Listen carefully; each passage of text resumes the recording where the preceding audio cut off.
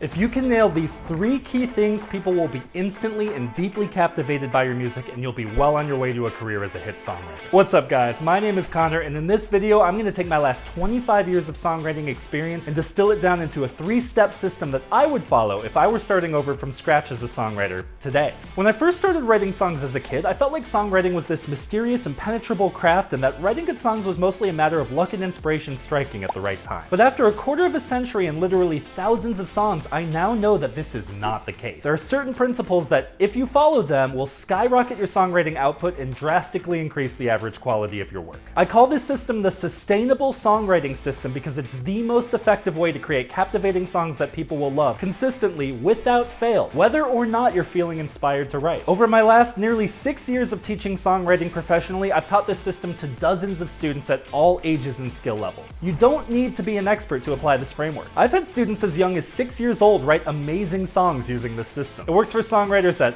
any level. So let's get into it. So the first step of the sustainable songwriting system is what I call intentional sourcing. The way this works is, for each song you write, you'll want to create a playlist on your music streaming service of choice and source probably 20 to 30 songs that are roughly within the framework of what you want. You will be using this playlist as a subconscious blueprint, and the goal will be to blend these influences with your own style when you sit down to write without even noticing that you're doing it. You'll find it much easier to draw influence from a wide variety of your favorite artists when you write, and you'll be able to expand your personal style and become a much more versatile writer as a result. So as an example, I write a lot of sad piano ballads. So I have this playlist I've put together called Salads for Sad Ballads, because they're hard to swallow, but they're good for you.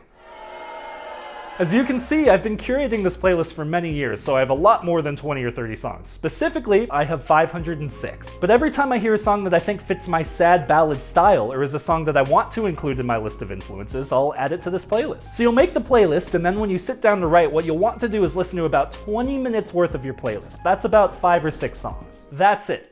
Just listen and enjoy. I personally like to turn the lights off in my studio, put on my headphones, close my eyes, and just lose myself in the music. Don't think about listening too actively. Don't focus on things like form, chord progression, melody, lyric choices, etc. Just enjoy the music. When the time is up, come out of your trance and start writing immediately. Again, don't think at all about trying to copy the songs you've just listened to. As much as possible, try to forget that you just listened to a bunch of other music. You'll automatically and subconsciously integrate the songs you just listened to into your writing process. You'll imitate stylistic choices, emulate melodies, tweak your lyrical style, all without consciously realizing it. Just the act of intentionally exposing yourself to these influences will alter your mindset, and the blend of those songs will automatically be front of mind when you begin to write. So why does this help? Well, we are all the sum of our influences. By doing this, you're constantly expanding your repertoire and increasing your versatility. Not only that, you're studying what works. Hit songs are hit songs for a reason, and you like the songs you like for a reason. You'll pick up on patterns and paradigms that are proven to work without ever having to think too hard about it. And if you get to a point where you've used this strategy effectively and you have a bunch of different playlists to match different moods, styles, and genres that you want to emulate, here's a bonus tip. When you sit down to listen before you write, try mixing in one song that's not on that playlist into the middle of your listening experience. This will shake things up a little bit and help you integrate an influence into your songwriting that might be counterintuitive. It'll help you do something a little different and stand out from the crowd. So that's how intentional sourcing works, and if you couple it with this next method, you'll be absolutely unstoppable. So the next step in the sustainable songwriting system is called rapid prototyping. And this one is really the key foundation of this entire strategy. Many songwriters I've worked with have resisted doing this, but if you can make yourself do it, you'll put yourself miles ahead of your songwriting contemporaries. But before I explain this technique, I first need to tell you about something called the Marshmallow Challenge. The idea behind this challenge is that a group of 4 people has 18 minutes to build the tallest freestanding tower that they can using only a few key materials: 20 sticks of uncooked spaghetti,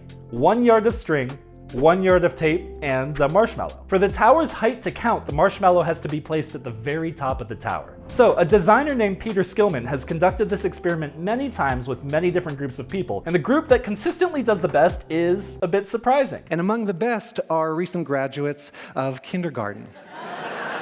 So why is this the case? Well, kindergartners naturally employ the rapid prototyping strategy, and it seems to be beaten out of us as we get older. What kindergartners do differently is that they start with the marshmallow and they build prototypes, successive prototypes, always keeping the marshmallow on top. So they have multiple times to fix, and they build prototypes along the way. So that right there is the essence of rapid prototyping. The exact same thing applies with songwriting. The more you write, the better you will become. Imagine a brand new songwriter who writes 100 songs in 100 days versus one who writes one song in 100 days. Sure, the writer who writes a single song can spend more time and effort focusing on that one song, but the writer who writes 100 songs will have 99 more chances to write a good song. Those are 9,900% better odds. Not only that, but while doing it, they will train themselves to iterate through and understand the writing process on a much deeper level, and they'll learn to do it efficiently. The number one thing I will stress here is do not be afraid to write a bad song. Writing bad songs is important too. We learn things from the process. You don't become Steph Curry without missing hundreds of thousands of free throws on the practice court. The best hit songwriters on earth, the Bob Dylans, the Taylor Swifts, the Paul McCartneys,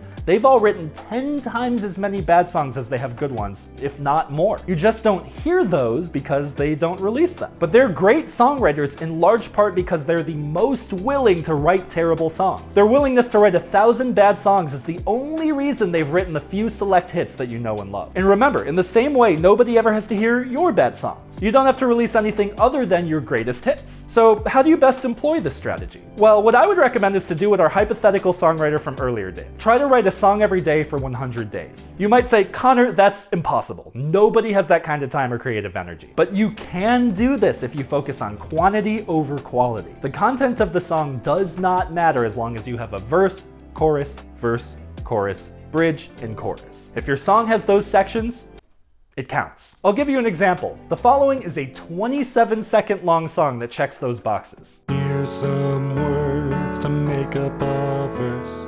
This is the chorus of a very short song.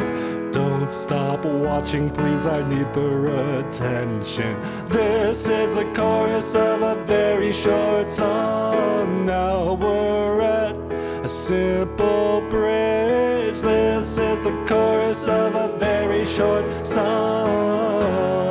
That took me about 4 minutes to write and record, about the same amount of time it took me to make a coffee this morning. And if you do this too, even at the most basic low effort level, you will continue to improve and grow as a songwriter much more quickly than you would by not writing a song at all. And then when you do have the time and energy to invest a little extra into your writing, you can focus on the third part of the sustainable songwriter strategy, which I call generation and distillation. The basic principle is this: as you're writing, for every section of your song, generate 2 or 3 extra ideas and then distill those down to the best ones. This can be generating extra chord progressions, extra lyrics, extra melodies. It doesn't matter. Just dig a little bit deeper and do a little bit more. In fact, unless you're absolutely sold on a chord progression, melody, or lyrical idea, I'd recommend coming up with 1 or 2 extra ideas. Then, out of the handful of ideas that you've generated, you can pick the best ones and you greatly increase the average quality of your song. Let's say your extra ideas make your verse melody 10% better, and your bridge chord progression 10% better, and your chorus lyrics 5% better. These things compound, and your song will be considerably better than if you had just stuck with the first ideas that came to mind. I'll give you an example. You might recognize this song.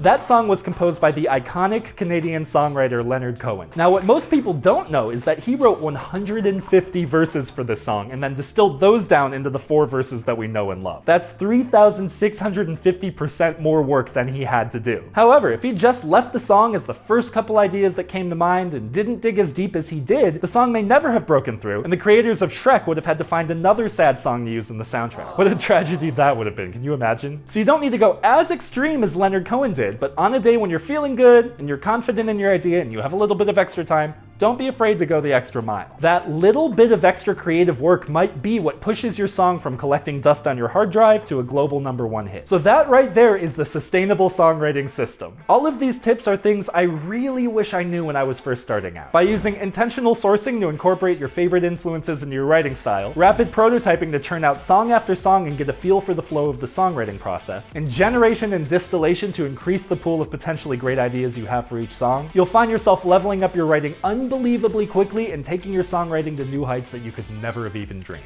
And if that's not enough, I'll leave you with one bonus tip. Don't just be a songwriter, be a song editor. Once you've written a song you like, give it a rest for a week. Don't listen to it, don't think about it, and then once a week has passed, Go back with an editor's pen. With fresh ears, you'll notice details and areas you can tweak and improve that you didn't notice the first time around. It can help push your song to be that extra 5 or 10% better, and those little improvements make all the difference. One quick caveat, the strategies in this video only work if you understand some core basics of music theory and how to use chord progressions. If you're brand new to music and you don't know anything about music theory or chord progressions, check out this video as a guide to get you started, and I'll see you in the next video.